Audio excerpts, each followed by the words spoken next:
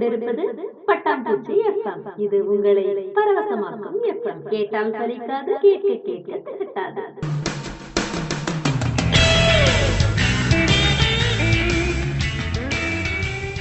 வணக்கம் பட்டாம்பூச்சிஸ், நீங்கள் கேட்டுக்கொண்டிருப்பது பட்டாம்பூச்சி எஃப்எம். இது பட்டாம்பூச்சி கிச்சன். கிச்சன் அப்படின்னு இது பெண்களுக்கான நிகழ்ச்சி அப்படின்னு நினைக்கிறீங்களா? அதுதாங்க இல்ல. ஆண்கள், பெண்கள், குழந்தைகள், பெரியவர்கள் அப்படின்னு எல்லாருக்கும் பொதுவான நிகழ்ச்சி. ஏன் அப்படின்னா இன்னைக்கு தேதியில கிச்சன் அப்படிங்கிறது எல்லாருக்கும் பொதுவா மாறிட்டு இருக்கு. வாங்க நேயர்களே, இன்னைக்கு பட்டாம்பூச்சி கிச்சன் பகுதியில நமக்கு தேவையான வீட்டு குறிப்புகளை சொல்றதுக்காக நம்மோடு இணைறாங்க குறும்பான பேச்சுக்கும் அரும்பாக மணக்கும் கவிதைகளுக்கும் சொந்தக்காரரான சென்னை கவிஞர் காயத்ரி மோகன் அவர்கள். வாங்க நேயர்களே, காயத்ரி மோகன் என்ன குறிப்பெல்லாம் சொல்றாங்க அப்படின்னு கேட்கலாம்.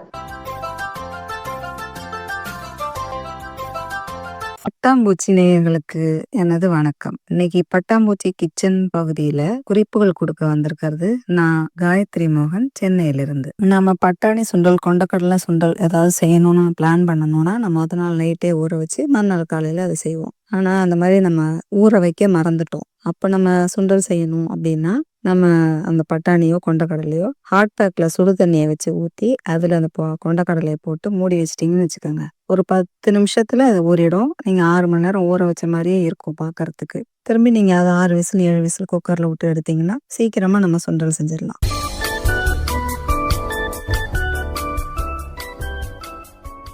எல்லாரும் கடலை மாவுல பக்கோடா செஞ்சு பார்த்துருப்பீங்க. ஆனா துவரம்பருப்புல பக்கோடா செஞ்சு பார்த்துருக்கீங்களா? துவரம்பருப்பை எடுத்துக்கோங்க. ஒரு 50 கிராம் எடுத்துக்கிட்டு அதை ஹாட் பேக்ல போட்டு சுடு தண்ணி தான் இருக்கே நமக்கு. சுடு தண்ணி எடுத்து அதில் ஊற்றுனீங்கன்னா ஒரு 10 நிமிஷத்துல ஊறிடுங்க. அதை எடுத்து கரகரான்னு அரைச்சி பச்சை மிளகாய், இஞ்சி, கருவேப்பிலை போட்டு உங்க இஷ்டம் போல பக்கோடாவை கிண்டி கிண்டி போட்டிங்கன்னு வச்சுக்கோங்க. எண்ணெயே குடிக்காத கரகர மொறு மொறு பக்கோடா ரெடி ஆயிடும். அப்புறம் உங்க பசங்க என்ஜாய் பண்ணி சாப்பிடுவாங்க. செஞ்சுதான் பாருங்களேன்.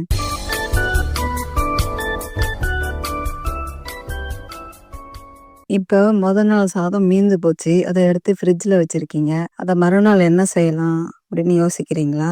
ஒரு ஐடியா இருக்கு. அதில் நல்லா சூடான புளி சாதம் நம்ம ரெடி பண்ணலாம். எப்படின்னா புளியை கரைச்சி அந்த சாதத்து மேலே ஊற்றி உப்பு மஞ்சத்தூள் போட்டு மிளகாத்தூள் போட்டு கலந்து வச்சிருங்க ஈவனா. அதுக்கப்புறம் கடுகு, காஞ்ச மிளகாய், கடலைப்பருப்பு, உளுத்தம்பருப்பு, அதில் கொஞ்சம் வறுத்த வேர்க்கடலை போட்டு தாளிச்சு இதை இந்த கலந்த சாதத்தை எடுத்து அந்த எண்ணெய் சட்டியில் போட்டு கலந்து வச்சிங்கன்னு வச்சுக்கோங்களேன். சூப்பரான சுட சுட புளி சாதம் ரெடியாக இருக்கும். நீங்கள் நார்மலாக செய்கிறத விட இது நல்லா டேஸ்ட்டாகவே இருக்கும்.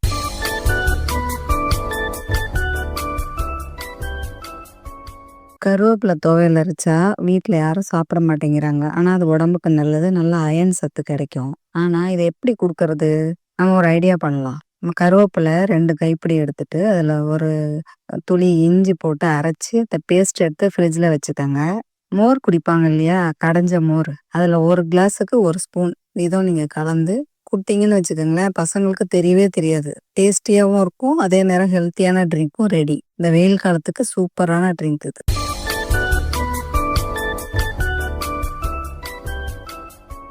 பாவக்காய் பொரியல் செய்கிறோம். ஆனால் வீட்டில் யாருமே சாப்பிட மாட்டேங்கிறாங்க. உடம்புக்கு நல்லதுன்னு சொன்னாலும் கேட்க மாட்டேங்கிறாங்களா? இப்படி பண்ணி பாருங்க. பாவக்காய் பொரியல் செஞ்சதுக்கு அப்புறம் லாஸ்டா இறக்கி வைக்கிறதுக்கு முன்னாடி வறுத்த வேர்க்கடலைய பொடியை அரைச்சி வச்சுக்கோங்க. அதை அது மேல தூவிட்டு ஒரு கிண்டு கிண்டி இறக்கி வச்சிருங்க. அந்த டேஸ்டே வித்தியாசமா இருக்கும். கொஞ்சம் சாப்பிட ட்ரை பண்ணுவாங்க. பாட்டு கேட்கணுமா? பட்டாசா சிரிக்கணுமா? பட் பட் எஃப்எம், பட்டாம்பூச்சி எஃப்எம்.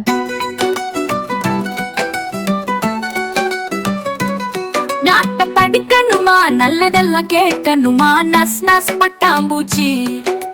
குட்டு புழு கலையும் குரலால நிமித்தனுமா? கூல் பட்டாம்பூச்சி. இது கலை, இலக்கியம், சமூகம் என கடைக்கோடி மக்களுக்கு சிறையடிக்கும் ஒரு கலக்கலயம். ஒரு கலக்கலயம், ஒரு கலக்கலயம், ஒரு கலக்கலயம், ஒரு கலக்கலயம்.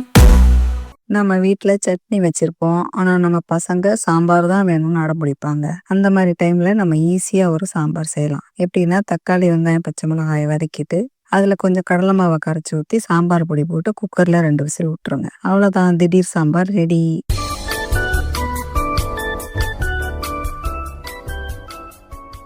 நாம செய்யற சப்பாத்தி காஞ்சி போகாம ரொம்ப நேரத்துக்கு மெத்தன்னு இருக்கணுமா, அதுக்கு ஒரு ஐடியா இருக்கு. நம்ம சப்பாத்தி மாவு பிசையும் போது 1/2 கிளாஸ் வெதுவெதுப்பான பாலை ஊத்தி பிசைஞ்சிங்கன்னு வச்சுக்கோங்க, சப்பாத்தி எல்லாம் மெத்தன ரொம்ப நேரத்துக்கு நல்லா இருக்கும், சாஃப்டாவும் இருக்கும், டேஸ்டாவும் இருக்கும்.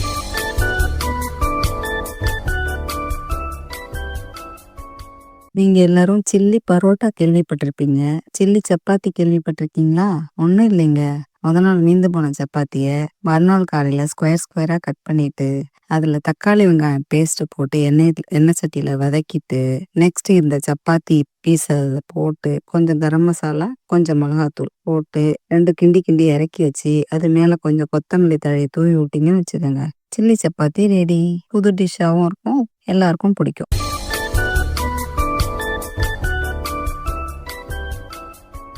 இது வரைக்கும் பொறுமையா குறிப்புகளை கேட்ட பட்டாம்பூச்சி நேயர்கள் அனைவருக்கும் நன்றி.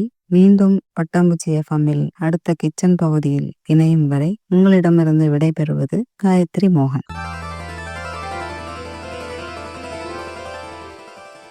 நேயர்களே, நீங்கள் இதுவரை கேட்டது பட்டாம்பூச்சி கிச்சன். இந்த நிகழ்ச்சியை உங்களுக்கு வழங்கியவர் காயத்ரி மோகன். தொடர்ந்து இணைந்திருங்கள். மீண்டும் இதுபோல் இன்னும் ஒரு நிகழ்ச்சியில் சந்திக்கலாம். இது ஒரு பட்டாம்பூச்சி எஃப்எம் தயாரிப்பு. வணக்கம் மக்களே, இன்னைக்கு நம்ம பட்டாம்பூச்சி எஃப்எம்ல கலக்கலா ஒரு புத்தக அறிமுகம். வாங்க வாங்க வந்துட்டே இருங்க. வேணுங்கண்ணா, இந்த வாரம் என்ன புக் வந்திருக்குங்க?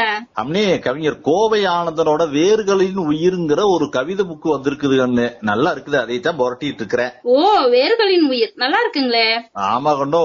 அப்புறம் இன்னொரு செய்தி சொல்றேன் கேளு. இந்த கவிஞர் கோவை ஆனந்தனுக்கு சிங்கப்பூர்ல இருந்து அழகர்சாமி அறக்கட்டளைன்னு ஒரு அமைப்பு ஒண்ணு சிறந்த இளம் கவிஞருக்கான விருது அறிவிச்சிருக்குது கண்ணோ. அப்படிங்களா? அப்ப ரொம்ப சிறப்பு தான். அப்ப நானே இந்த புத்தகத்தை படிச்சு போடுறேன். அவங்க நம்பர் இருந்தா சொல்லுங்க. சொல்றேன், குறிச்சுக்கோ. சொல்லுங்க சொல்லுங்க. 90-03-70-70-02 அம்னி. நானும் ஒருக்கா சொல்றேன், சரியான்னு பாத்துக்கோங்க. 90-03-67-70-02. சரிங்களா? சரிதான். ஆமாங்கோ, இதை கேக்குறவி நீங்களும் எல்லாரும் ஒரு புத்தகத்தை வாங்கி போட்டு தம்பியை கூப்பிட்டு ஒரு வாழ்த்திருங்க, அவ்வளவுதான்.